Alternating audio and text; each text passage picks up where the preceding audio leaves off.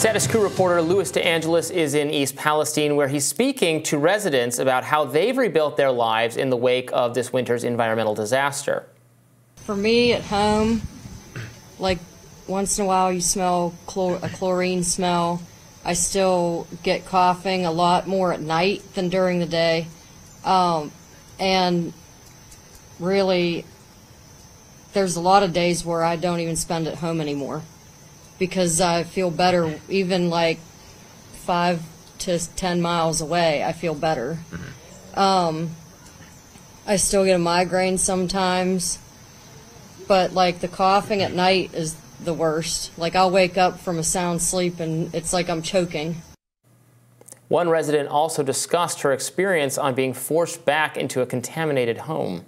We've had a multitude of independent testing. I have testing on my home. You did an article on it showing, that there are high levels of dioxins there.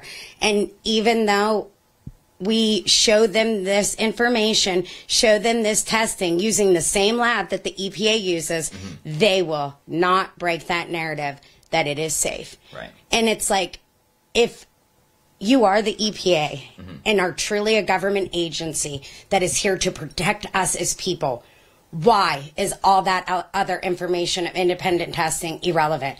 Why is that not being taken into consideration? Why? It makes no logical sense. I'm physically, emotionally, and mentally drained, and I'm not saying that I give up.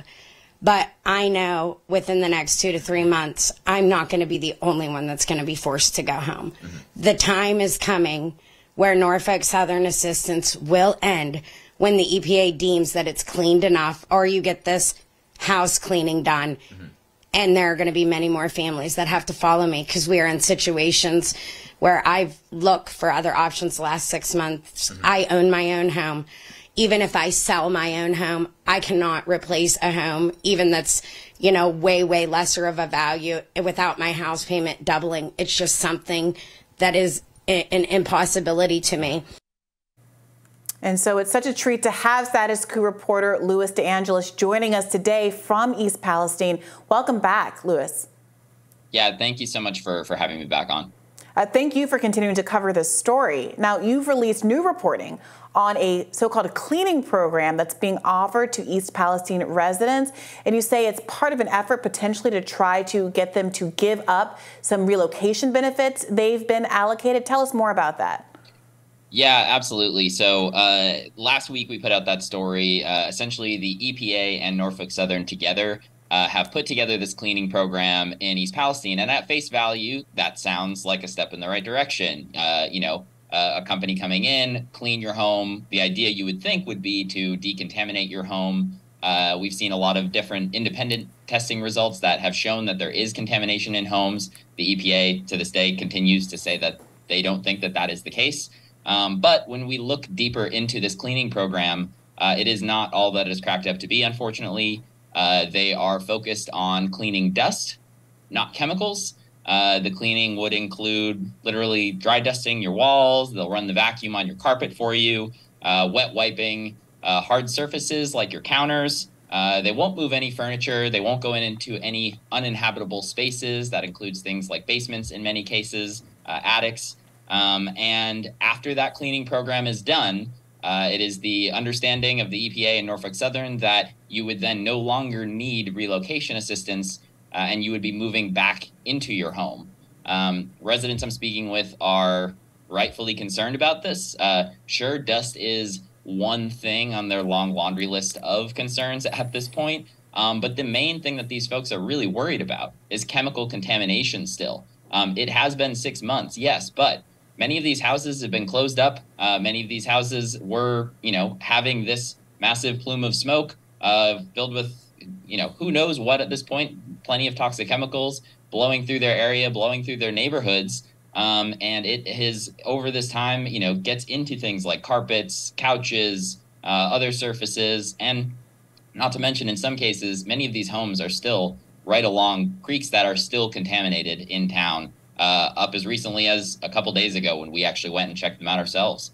So folks are not happy about this cleaning program at this point in time, that is what is being offered by Norfolk Southern and the EPA. Yeah, it sounds like a glorified maid service, dusting, cleaning rugs, not chemicals. Are there still, so there are still significant numbers of people who have not returned to their homes. What kind of circumstances are they how are they staying in hotels? Are they now staying with in other people's homes? What is the scope of the relocation at this point? It's a bit of a mixed bag. So, you know, we've been staying at the same hotel that I'm in right now, just outside of town. And it's one of those things that when I walked in the front door on Sunday night, you know, it's nice to see some familiar faces. But at the same time, I told them, you know, man, I really wish I wasn't seeing you still here right now. So many folks have literally been living in hotels for months. These are families living in hotels for months. Some of them have their pets here. It is obviously not an ideal situation.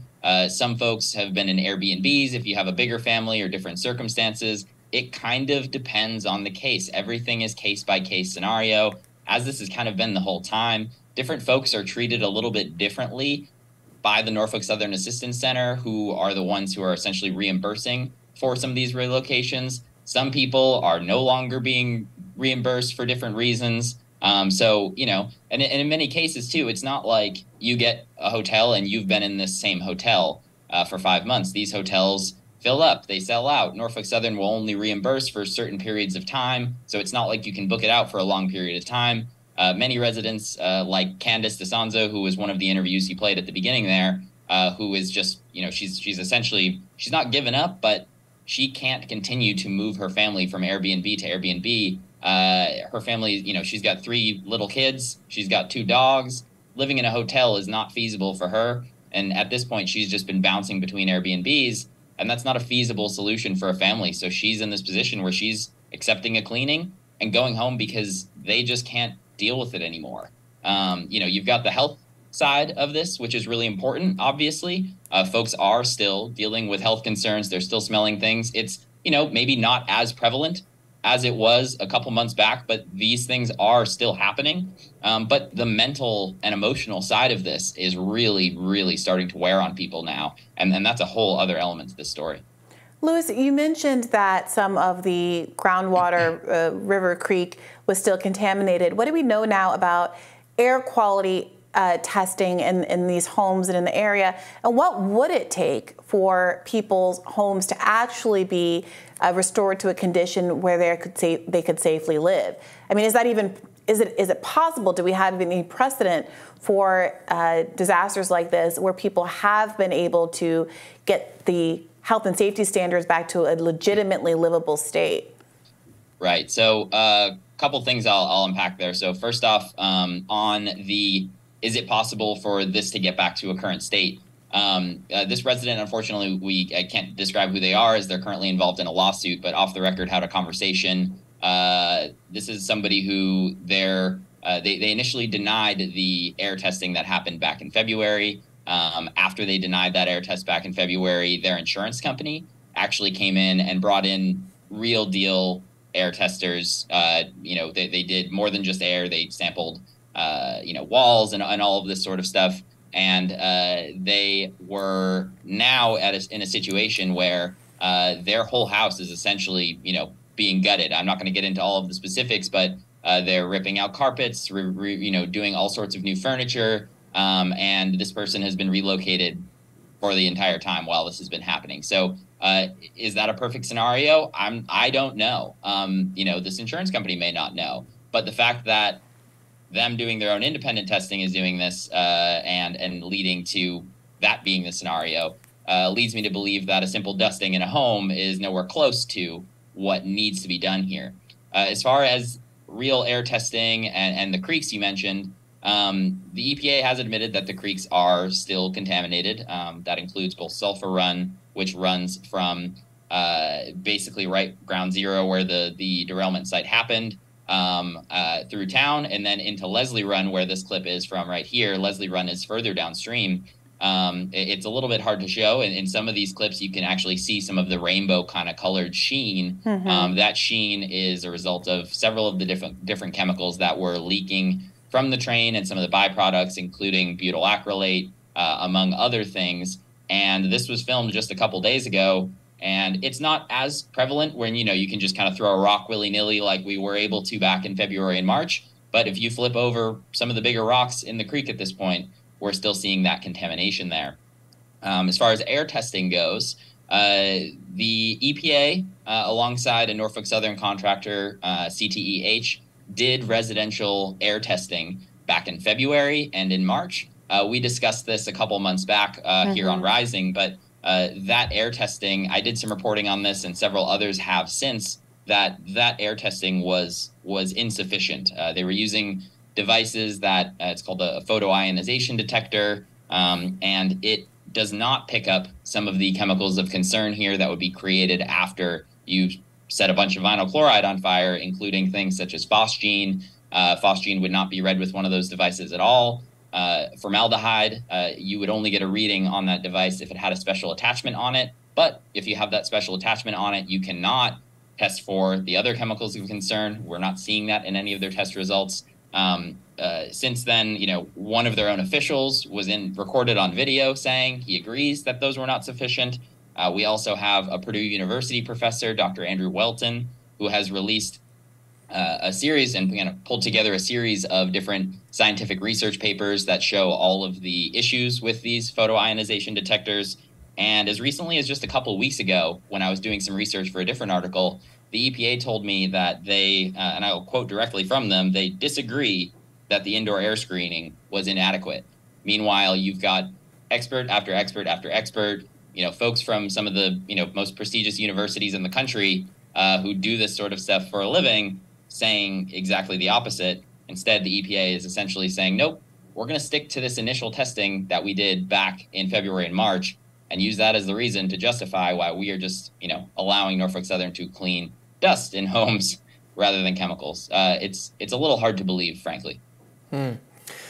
Fascinating. Louis DeAngelis, thank you so much for updating us on what's going on. We really appreciate it. Yeah, thank you very much. And I would say, we've got a lot of content on Status Coup with these interviews coming out over the next few days. So if you're interested to hear more about them, check them out there. But otherwise, thank you all for taking the time to have us back on. Thank you.